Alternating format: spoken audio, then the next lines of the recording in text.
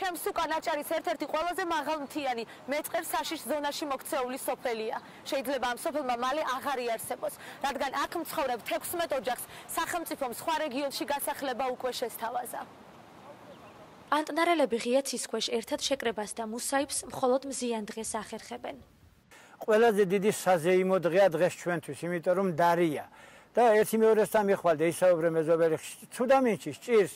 ზვავს საშიშროებისგან რამდენიმე მეტრის მოშორებით მსხდომებს ახლა მხოლოდ ერთი რამ აღელვებთ.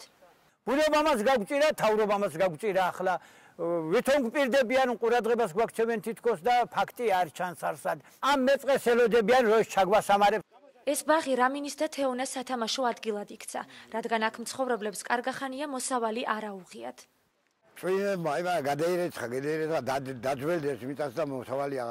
სოფელი გადაშენების პირასაა, ამბობენ პანტნარელები. დიდთოვლობის შედეგად აქ ტბა გაჩნდა. ყოველი გაწვიმებისას აქედან წამოსული ნიაღვარი სახლებამდე აღწევს. მომდგარი აგერ ეს ზვავშაშიშ მეწყერი და ეს თელის ნაღლეზი ყველაფერი ჩვენგან აგერ მომადგა ეზოზე. როგორც ადგილობრივები გვიყვებიან, აქ მცხოვრებლების ნაწილი ახლა ბათუმში, ეგრეთ წოდებულ ოცნების ქალაქს აფარებს თავს. აქ შემორჩენილ ოჯახებს კი მხოლოდ ერთი ოცნება დარჩათ. ახალების დატევა არ გვინდა, მაგრამ რა უქნათ, ნელი არ ცხოვრება რაფერი ვიყოთ.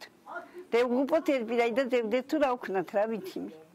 მთავრობა გვითხრა კახეთში რა მინდა ანალოგი კახეთია ეგეც და იქაც აცხადა გადაგვაგდონ და საზღვარგარეთ მოგვახვედრონ მავთულხურათებში ჩარა ნებისმიერ ადგილზე უნდა მიწა გვიყიდოს უნდა სახლი გვიყიდოს უნდა რაც კიდე მიწა გვიყიდოს უფრო გვიჩევნია ჩევთან და ამ ჩვენ ხოხებს ამ ჩვენ სახლებს ჩავდგამთ და რაცხას ამ უბედურებებს გადავრჩებით და მოვრჩებით.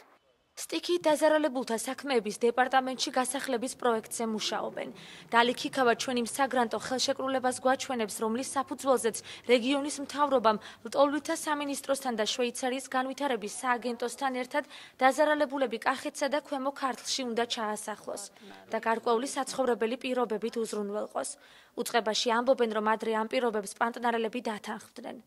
რამდენადაც ჩემთვის ცნობილია, უმრავლესობა ამ ოჯახებისა დადებითად იყვნენ ამ პროექტის მიმართ განწყობილი, მათი განცხადებებითაც ასევე ჩანს, რომ სურვილი ჰქონდათ, თუმცა შეიძლება პოზიცია შეიცვალეს, მაგრამ ლოგიკურია, რომ რო არ ყოფილიყო თავის დროზე მათი თანხმობა, პროექტიც არ იქნებოდა დღეს სახეზე.